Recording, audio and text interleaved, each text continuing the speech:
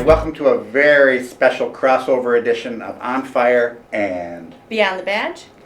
Today we're going to be talking about being safe in the summertime. We'll talk about fire and fireworks safety, safety in the vehicle, safety on your bikes, and safety in the water. We're very lucky today to have Silas and Stella to come up and help us out, and you'll see them in a little bit. The first thing we're going to talk about today is matches and lighters. In the summertime, we have more fires set by kids, and it is usually at the end of summer. So to me, it seems like summer vacation might be a little too long for you guys. I find that hard to believe. It never was when I was a kid. And I know you have better things to play with than these. Okay, so you guys know what matches and lighters look like, but I'm going to use my giant ones here first. So, here's my giant matches and lighters. You need to keep your hands off of these. It is that simple. We have had horrible fires started by kids who have hurt themselves, who have hurt their friends, who have burned their houses down, and it's playing with these. And I know when you're playing with matches and lighters, you are not thinking, I'm going to burn my house down today. Okay, but it happens. Okay, so you need to leave these alone. If you see somebody playing with these, you need to tell. If it is you playing with them, knock it off, because you're going to get hurt or you're going to burn someone's house down. Going along with fire, summertime, fireworks. If you are playing with fireworks, you are playing with fire. It's in the name. Fireworks, fireworks, fireworks, fireworks. With a sparkler, we think of these as a kid firework. And we give them to 3-year-olds. The weird thing is, more people get hurt using sparklers than with any other firework. And there's a couple of reasons for that. First of all, more people use sparklers than almost any other firework. Okay? Second of all, when a sparkler is sparking, it is burning at over 1,000 degrees. It is one of the hottest fireworks out there. So if you are doing any fireworks at home, you need to make sure you have a bucket of water out there. So in case something does go wrong, you can put out the fire. It's also a good place to dump your used fireworks so they don't go off again. Okay. And you make sure only adults are lighting them. Kids, if you're using these, you need to be very careful. You don't run with them. You don't throw them up in the air. And here's something I wish you wouldn't do, but I know you're going to do because it is pretty cool. I wish you would do this. Make little circles and stars and write your name with the sparklers. And it does look really cool, but what I'm afraid of is you're going to get too close to somebody and say, look at this, and woo, and then poof, okay? So even with sparklers, you have to be really, really careful. With bigger fireworks, here's where we have problems with adults. With a bigger firework, what you want to never do, or actually with any firework, you never ever want to try to relight it.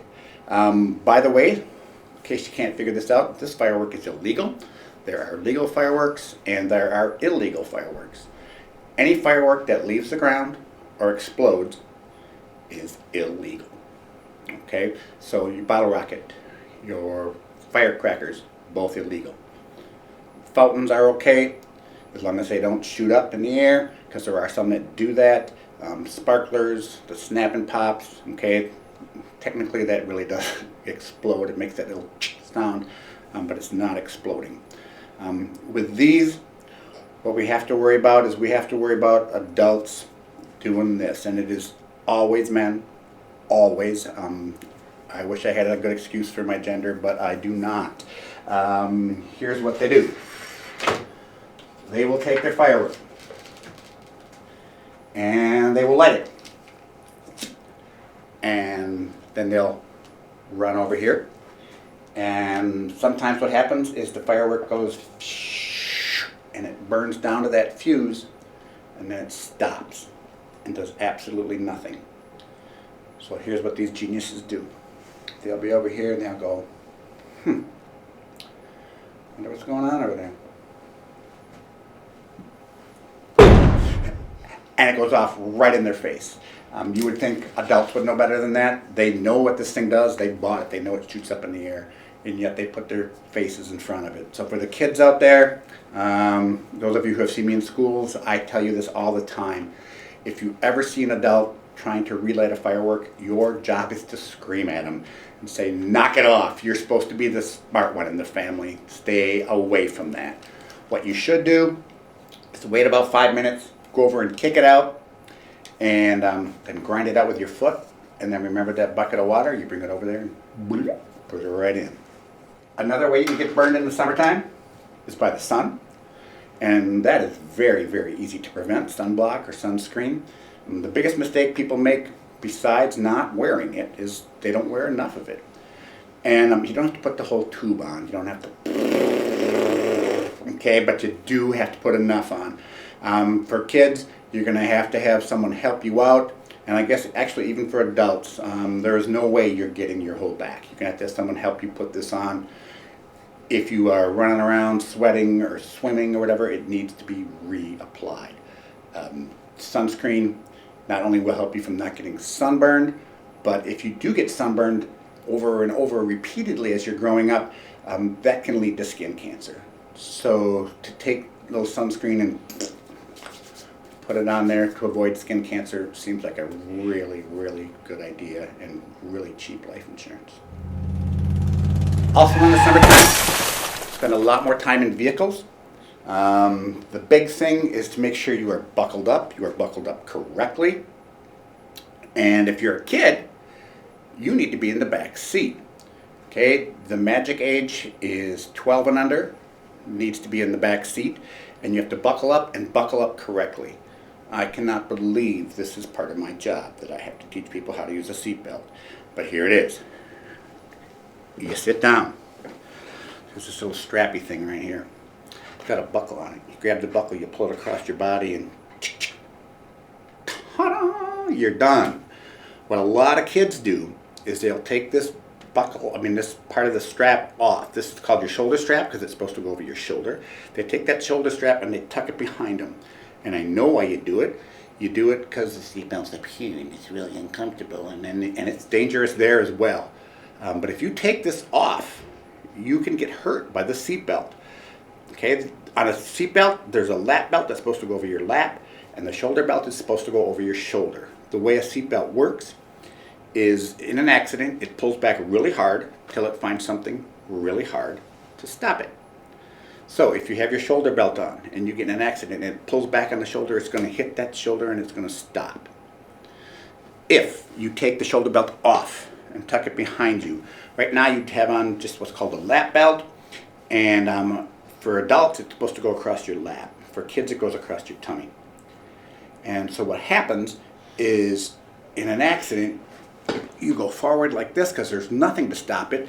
The only thing you have to stop it is actually your backbone. That's the first hard thing to stop it. So everything between here and here can actually get squished and ripped. And if you would have been sitting in the car correctly with the seatbelt correctly, all that would have happened was just, and that's it. Okay, so buckle up, back seat of the car.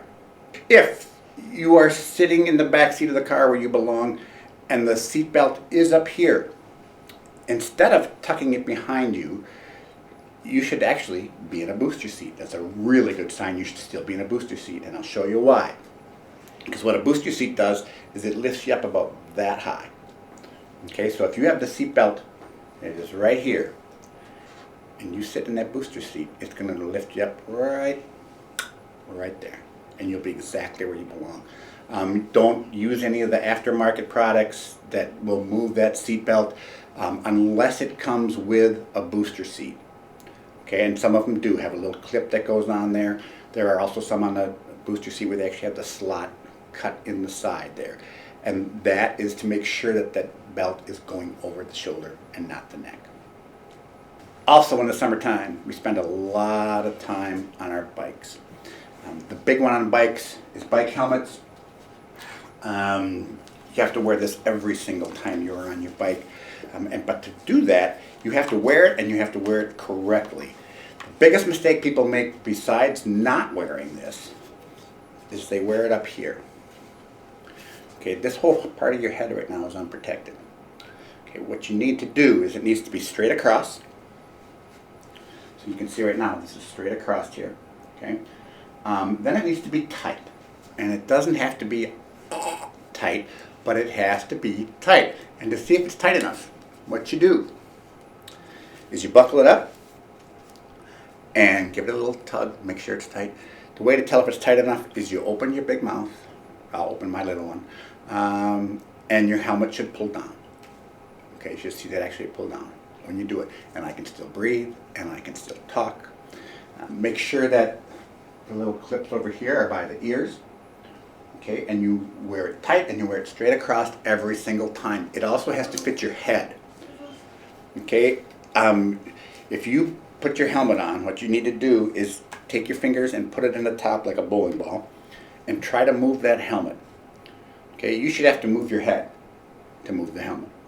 Okay, if it's up here and it's wiggling like that, that is too big. If you have to, that is obviously too small. Okay, I'm going to show you a bike helmet that was in an accident. And it was actually donated to firefighter John from a kid that he saw in school. And this bike helmet was actually in an accident. And if you look at it, what happened was he got hit from behind, and it pushed him up over the handlebars. This is his helmet. You can see there's a couple little dings here or whatever. But if you look right there, okay, this is the part that hit the actual vehicle ahead of him. All right. If he wouldn't have had this helmet on, this would have been on his skull. So this is a really good example of why you need to wear a helmet. We certainly don't want this to happen to you. All right, one more thing. Also in the summertime, you spend a lot more time in the water. Obviously in Wisconsin, you're not going to be out swimming in the lakes and stuff in the wintertime.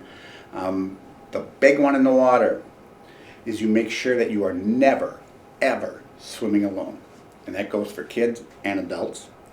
For kids that are, I'd say probably like 6 and under, they should have a parent close enough that they can actually reach out and touch them in case something goes wrong. The reason you don't want to be alone is you can drown very quickly. You can drown in less than 5 minutes. You can drown in water that you can walk in if you trip and fall and hit your head or something. So you need someone with you, so in case if you go underwater and don't come up, this person will realize you're gone before it's too late. Okay, when you are on a boat, obviously life jackets are very, very important. And for a child, if you are 12 and under, you have to have a life jacket on. And I don't mean on the boat, I mean on the child. Okay, and the life jacket has to fit.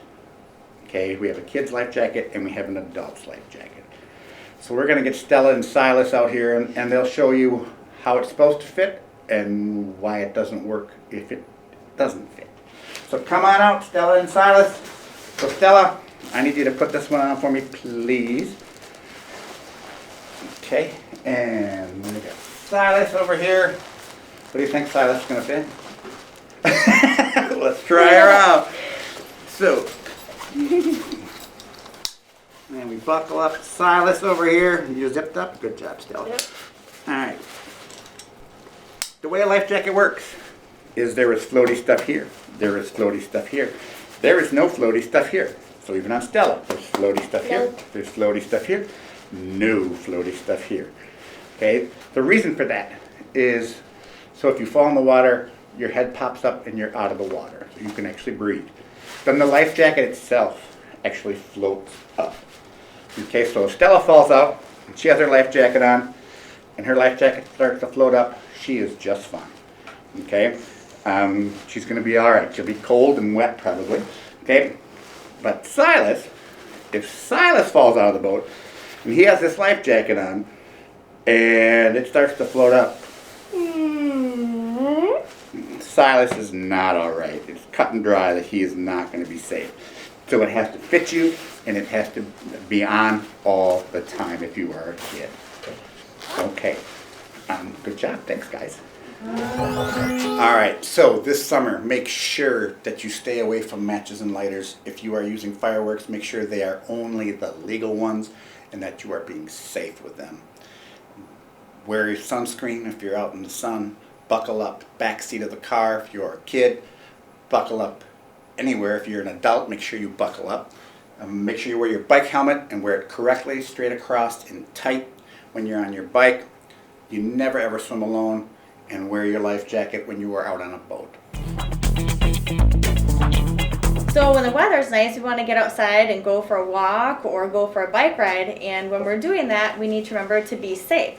So these guys are doing a great example of being safe. They have their helmets on, and they just need to remember that when they're out biking, they need to make sure that they are doing it safely. And when they come to an intersection, they need to first stop. Yep, and then you have to look left, right, left. Make sure there are no cars coming. If there's a car coming, what should we do? Should we say stay stopped? Yes. And then wait? Once that car leaves, what do we need to do again? We look left, right, left to make sure there's no other cars coming. Right. What if there's people walking? Should we wait for them? Either go ask them if it's okay if we can go around them, or just let them go. Yep. So if they're walking right there, we can just probably wait for them. And once they're past, what do you think we should do again? Left, right, left. Yep. So let's show the audience how we look left, right, left. When we're looking, do we look down at the ground? Do we look at eye level?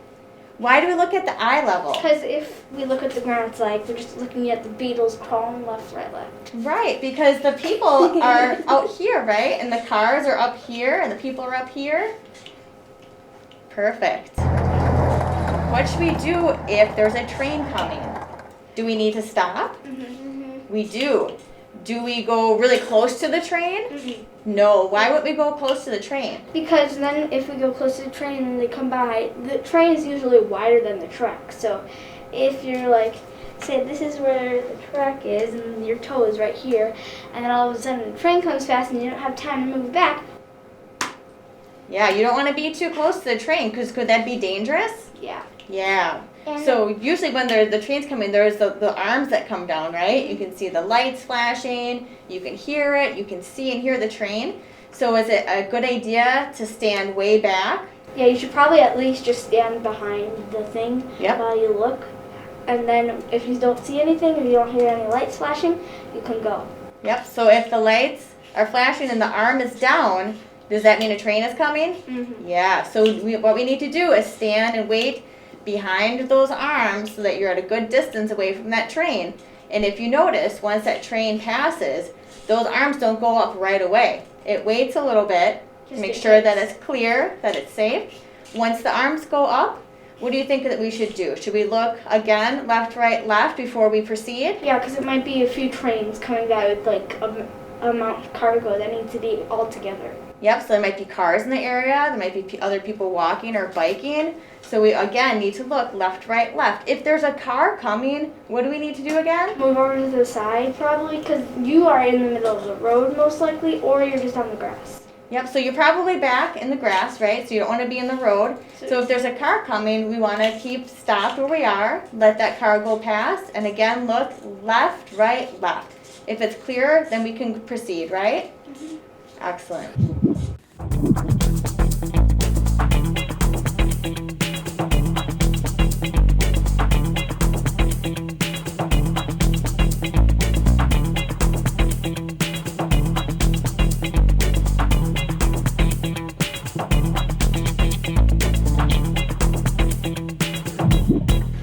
Thank you for joining us for this special crossover edition of On Fire and Beyond the Badge.